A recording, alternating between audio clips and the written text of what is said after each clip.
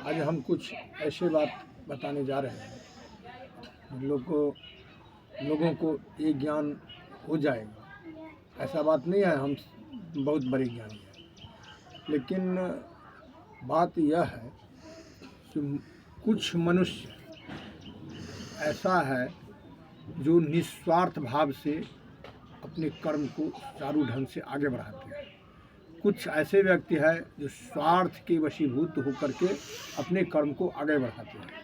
अंतर यही है, विद्वान दोनों है, लेकिन क्या होता है तो जो निस्वार्थ भाव से अपने काम काज अथवा क्रिया कर्म को बढ़ाते हैं, उसका मार्गदर्शक और उसको सहायता भगवान से मिल जाता है, ईश्वर से, या जो मजहब के है उनके जो देवता है अल्लाह इत्यादि जो है उनसे मिलता है उसको। और जो स्वार्थ भाव से वशीभूत होकर के कर्म करता है वो ये देखता है कि इसमें हमको कितना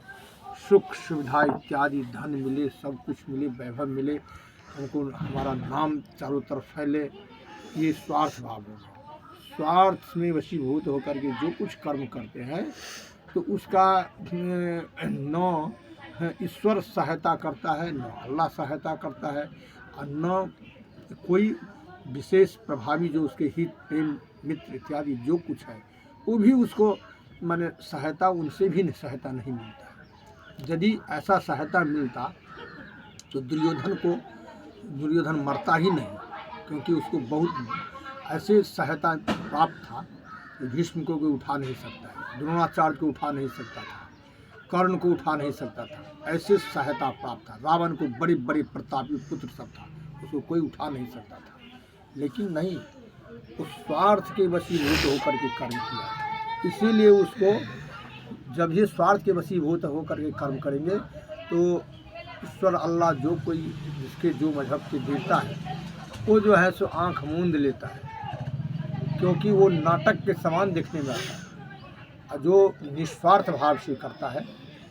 उसको जो है सो वो कितना भी मूर्ख भी है तो उसको अद्वितीय ज्ञान विद्या बुद्धि सब ऐसे प्रफुल्लित होता है, जैसे गुलाब में देखते हैं, गुलाब खिल जाने के बाद में उसमें से कितना सुगंध प्रस्फुरित होता रहता है, और लोग उनको बहुत चाहता है जो कितना सूंघे, कितना उसके पास रहे, कितना आती रहे, आनंद से लोगों का मन प्रफुल्लित हो जाए, विभोर हो जाता है। अंतर तो यही है, यही लोग जो है सो अपने द्वंद्व के चक्कर में ये समझते अपने आप को बड़प्पन, अपने आप को अहंकार, यही जो है उसको नीचे के तरफ ले जाता है। वो हमने वाणी को विराम देते हैं।